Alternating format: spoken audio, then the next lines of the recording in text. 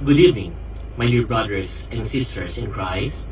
This is Christian Albert Gaza, ang ginamit na instrumento ng Panginoon para ihatid ang mabuting balita sa lahat ng chismosa sa ating bansa. And this video is all about Jam Ignacio, ang laking involved sa trending bugbog issue ng isang DJ.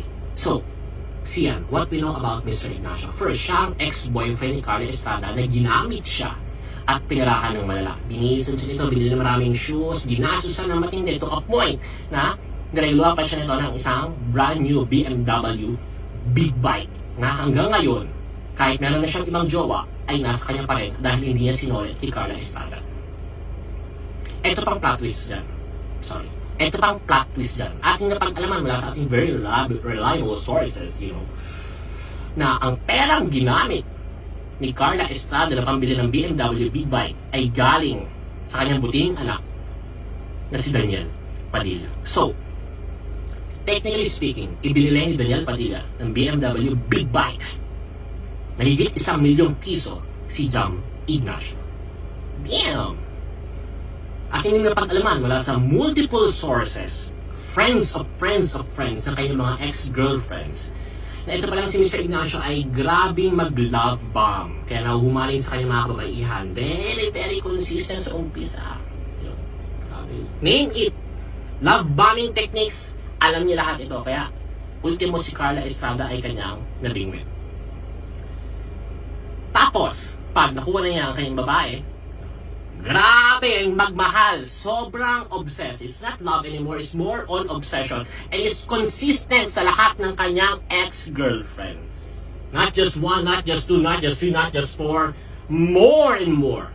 At sobrang seloso. We found out from all our multiple sources ng friends of friends of friends ng kanyang mga ex-girlfriends na grabe pala ito kaseloso to a point na ini-stalk sila kahit saan sila magpunta para i-check kung meron siyang lalaki, kung merong lalaki yung kanyang jowa. Nakakatakot. Talagang literal na stalker. Na magugulat ka na lang biglang sumusulpat. All of them. Ganon daw ang mga eksena. Siyempre, alam niyo na pag naghiwalay na, yung mga babae, nag-open up na sila sa kanilang mga kaibigan na pinagdaanan nilang matindi dito kay Jam Ignacio. So, naichika dito, naichika doon, hanggang sa nakarating sa inyong lingkod na instrumento ng Panginoon, pambansang Marquez ng Pilipinas, siyang Gaza. Meron pa siyang binugbog before na umabot sa 50-50 sa ICU.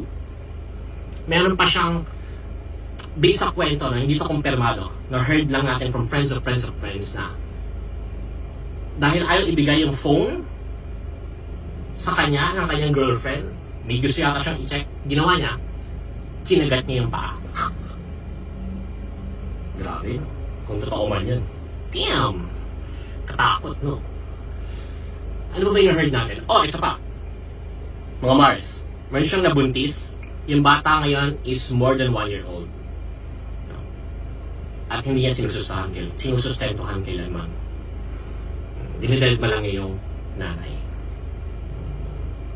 So, as of this moment, yan pa lang yung mga nasagap natin. At kung meron tayong mga findings sa mga susunod na oras o susunod na araw, ay akin pong ipapaalam sa inyo, mga mahal kong kababayan, dahil alam niyo naman, it's my duty and responsibility to sploke this kind of celebrity chismis sa inyong lahat.